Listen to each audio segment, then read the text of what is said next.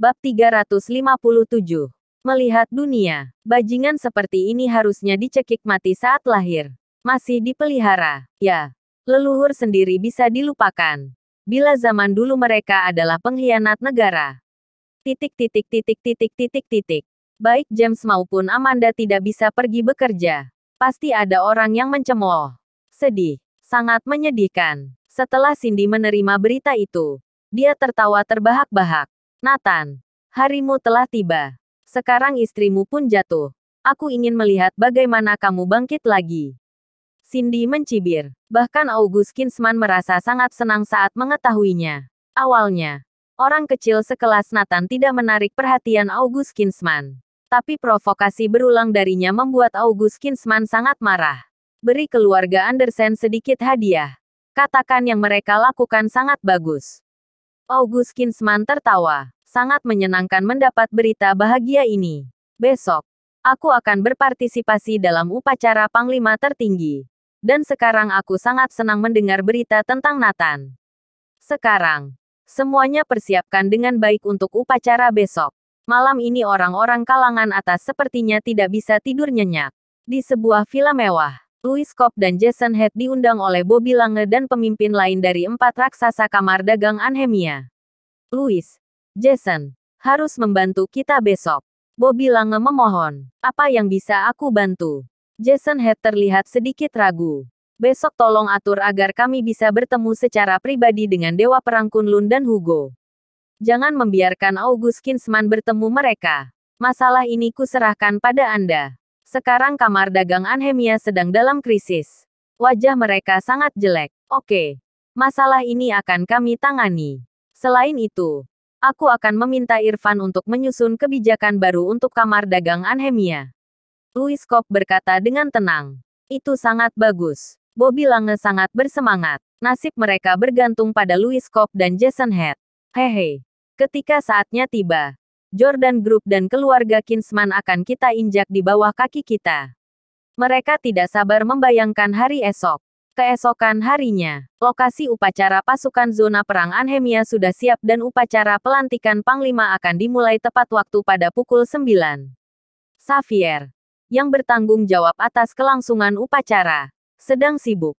Pada akhirnya, diputuskan bahwa Dewa Perang Kunlun secara pribadi yang mengumumkan bahwa Eugene Covey akan dilantik sebagai Panglima tertinggi teater Anhemia. Ini membuat Xavier sangat bersemangat. Bahkan Dewa Perang Kunlun harus mematuhi pengaturannya. Ini adalah hal yang membanggakan. Pagi hari, Nathan berkata pada James, Ibu dan Ayah. Kirana, aku akan membawamu ke tempat untuk bersantai hari ini. James tidak banyak bertanya dan semua masuk ke mobil. Nathan segera mengendarai mobil ke arah pinggiran kota. Kirana juga tidak peduli. Hanya mengira Nathan akan membawa mereka ke perkebunan atau beberapa tempat dengan pemandangan yang lebih baik. Tetapi lama-lama menyadari ada sesuatu yang salah. Ada banyak mobil di jalan. Kebanyakan mobil mewah komersial seperti Maybach dan Rolls-Royce. Ke arah yang sama dengan Nathan. Apa ada acara? Kirana menebak dalam hatinya. Suamiku. Kamu mau bawa kita kemana? Kirana bertanya. Bawa kalian melihat dunia sekalian menghirup udara segar. Nathan tersenyum. Sekitar 2 jam kemudian, mereka hampir keluar dari kota Anhemia. Akhirnya sampai di tempat tujuan. Mereka langsung tercengang. Kamp militer. Ternyata itu adalah kamp militer. Begitu mobil tiba, seorang penjaga datang untuk segera memeriksanya. Semua penjaga dipersenjatai dengan peluru tajam, yang membuat Kirana dan yang lainnya ketakutan.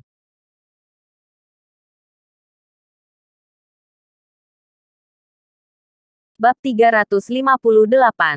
Kamp militer. Tuan.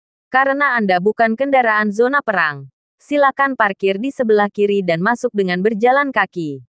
Kata penjaga itu. Baik. Nathan pergi ke tanah lapang di sebelahnya dan berhenti. Setelah turun, Kirana dan James penasaran dan melihat sekeliling. Tempat istimewa seperti ini bagaimana mereka bisa masuk? Apa yang akan dilakukan di sini? Semua orang sangat penasaran, tapi juga takut. Lagi pula, ada kekaguman yang tak bisa dijelaskan terhadap para penjaga. Kirana juga melihat bahwa mobil mewah barusan diparkir di sini. Ini pasti ada acara. Hah, Nathan. Pada saat ini, suara aneh datang. Nathan menoleh dan melihat semua keluarga Kinsman berjalan mendekat. Mereka mendapat kuota tempat lebih banyak. Ada belasan orang. Cindy berjalan ke arah Nathan dan bertanya sambil tersenyum. Apa yang kamu lakukan di sini? Tempat ini tidak cocok untukmu. August Kinsman juga tertawa. Ya, terlalu sulit untuk mendapatkan tempat untuk upacara hari ini. Bahkan untuk orang terkaya juga sulit mendapatkannya. Apalagi yang lain. Nathan benar-benar datang. Bukankah ini lelucon? Nathan tersenyum dan berkata, tentu saja aku datang menghadiri upacara.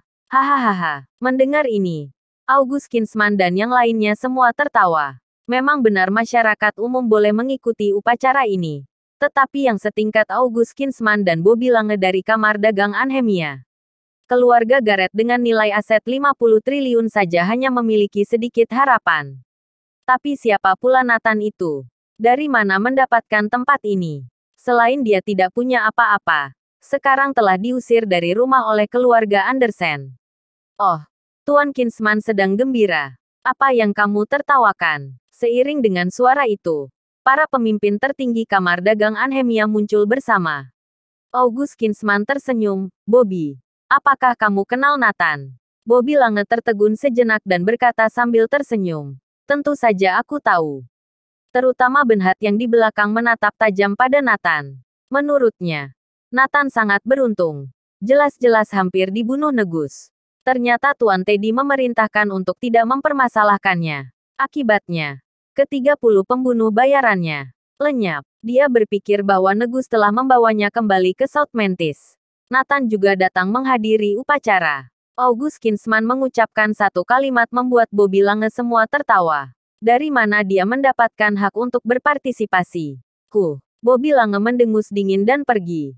Di mata mereka, Nathan seperti semut. Tidak memenuhi syarat untuk mereka pandang dua kali. Namun, sebelum Benhat dan yang lainnya pergi, dia membuat gerakan menggorok leher ke arah Nathan. Nathan, cepat atau lambat kamu akan crack.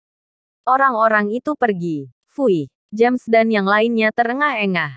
Aura pemimpin tertinggi Anhemia barusan begitu kuat sehingga mereka tidak bisa bernapas sama sekali.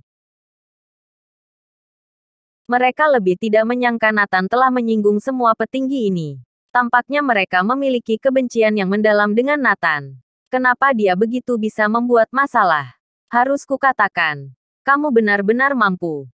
Mampu menyinggung begitu banyak petinggi sekaligus. James tersenyum tak berdaya. Tidak tahu harus memuji atau memarahi. Ibu, ayah, tidak apa-apa. Orang-orang ini akan jatuh setelah hari ini. Nathan tersenyum percaya diri. Berhenti membicarakan ini. Bisakah kamu membawa kami masuk? Lalu ada upacara apa? Kirana bertanya. Tentu bisa. Setelah itu, Nathan membawa mereka bertiga masuk ke kamp dengan lancar. Seseorang dari kamp militer membawa ketiganya untuk mengelilingi kamp. Bersambung.